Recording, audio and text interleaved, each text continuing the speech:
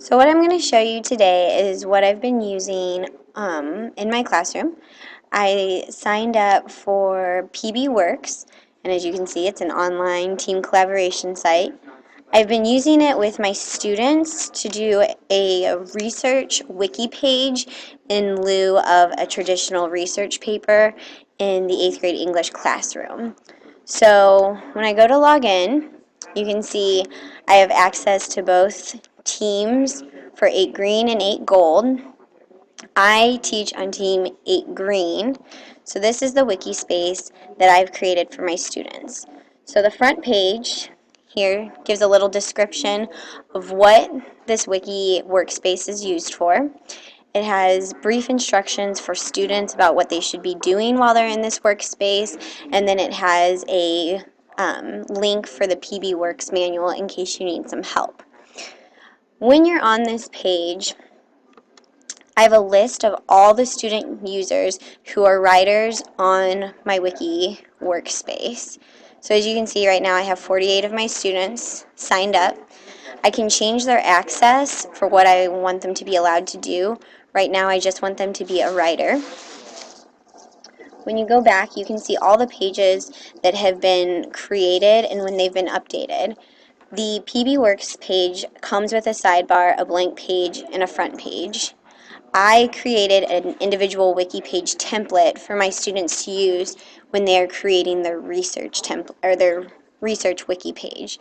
So here it shows them that their topic name should be placed here. It gives a brief description about what their opening should look like, what information it should include. It gives them a format for how their wiki page is going to be set up. And then as you scroll down, it tells them some helpful information about how they should structure this research wiki. Here is just an example for them of where they could put a picture on their wiki page. Down here at the bottom gives a little example of what the conclusion should include, and then shows them that they should be listing their references. Another nice part is that there is a comment section, so kids are going to be able to read other students' work and then comment on what they've read. When we scroll back up here to the top, students will just edit this page, and so they really can just plug and chug their information into the wiki page template rather than focusing so much on formatting. They can focus more on content and their writing style, which is nice. Back to the pages and files. As you can see, below the ones that were either given by PBWorks or the one that I created, here are all the kids' individual pages. So we have at the front their username, which was their first name, and then the first 2 letters of their last name.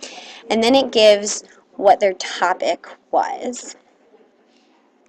Right now, a lot of my students have just set up the page, so they really don't have a lot of information on there, but we will be getting to that later this week. Another really nice part of using PBWorks, I'm going to show you the other team's workspace here. You're able to see exactly what students are doing while they're on this website. So as you can see, this is the recent changes that have been made. Anything that's been made, you can just go and click Show Changes, and it will show you anything that a student has written, deleted, what they've added to the section. So if they were ever using PBWorks inappropriately or writing inappropriate comments on someone else's and then just deleting them, those don't actually ever go away. And so a teacher would always be able to see those, which I think gives teachers a little bit more confidence in giving students the freedom to work online. Up here, if you'd want to create another page, you have the option to create a page, to upload files. You can invite specific people. You can organize things in a folder, add tags, check for plagiarism. There's a lot of different options that you can do with this program. When it's all complete, the students are going to have their individual page with a single topic. Then they're going to learn to link the pages together with other students who have similar topics. So if someone was researching one SS officer, another person was researching a different SS officer, and another person was researching a different SS officer, they could all link their pages together under a main, larger topic page of SS officers during World War II. And then have links to each of their individual pages with specific SS officers coming off of that page. So we're trying to make this a unit where students are working with other people, they're working with technology, they're creating authentic pieces of writing that can be viewed by the public. And then finally, they're going to have a little bit of a reflection piece where they go back and look at what they've accomplished and what other students have accomplished. And that's it.